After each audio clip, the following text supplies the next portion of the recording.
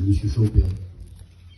Et en m'opérant, ils ont découvert, avant de faire les examens, ils ont découvert que j'avais un autre anévrisme avec un que j'avais au cerveau, ça ne suffisait pas.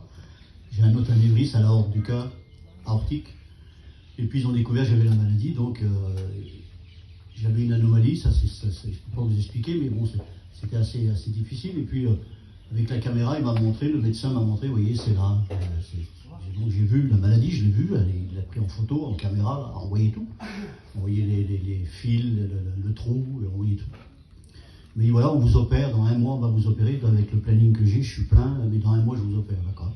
Donc le moment de l'opération il est venu, et puis j'étais quelques jours d'opération, à peu près 8 jours d'opération, je sais que ça a commencé à Gien, j'ai dit il faut que je m'en aille à Gien.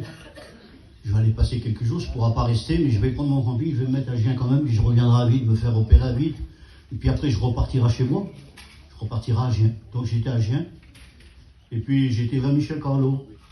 Je sais que l'église, je sais que mes frères, ils ont prié pour moi, j'étais voir Michel Carlo, il m'a demandé, il savait que j'étais malade, et puis il m'a demandé comment ça allait, je dis ben je vais me faire opérer dans quelques jours, je pars jeudi, il m'opère jeudi. Alors il a dit, je peux rien faire pour toi mon frère, à part prier pour toi. Ben, j'ai prié pour moi, Michel.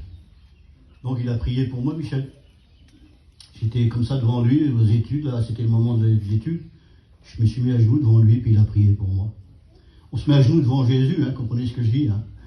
Je ne me suis pas mis à genoux devant lui particulièrement, mais je me suis mis à genoux devant la présence de Dieu, et puis j'étais en train de lui parler, j'étais abaissé, et puis il a prié pour moi. Puis Thalys, il est venu derrière, il m'a pris les 2 mains, il m'a prié aussi pour moi.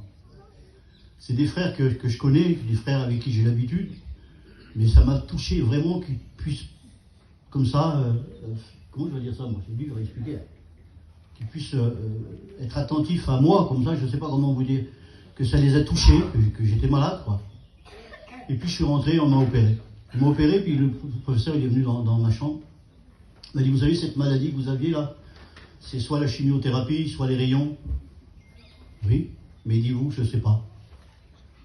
Je ne sais pas parce que quand je suis rentré avec la caméra pour vous opérer, j'ai plus rien trouvé du tout. J'ai même pas trouvé la lésion, l'endroit où était.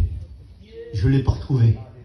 J'ai un rapport du médecin, j'ai les photos de la maladie, j'ai un rapport du médecin qui dit qu'ils n'ont même pas pu retrouver l'endroit où était la maladie. Au Christ que nous servons, quelqu'un de puissant. Vous savez, je le dis souvent, j'ai déjà été guéri, et je disais à mes frères, il m'a guéri 1 fois, pourquoi il ne me guérir pas 2 fois? Puis je ne m'inquiétais pas, j'avais totalement mis ma confiance en lui. Vous savez, quand on se repose sur la parole de Dieu, on n'est jamais déçu. Il faut s'appuyer sur lui. Alléluia. Merci à Dieu pour ceux qui opèrent, ceux qui traitent. Et le plus grand médecin que nous avons, c'est Jésus. Alléluia. Alors, je voudrais chanter ce beau cantique.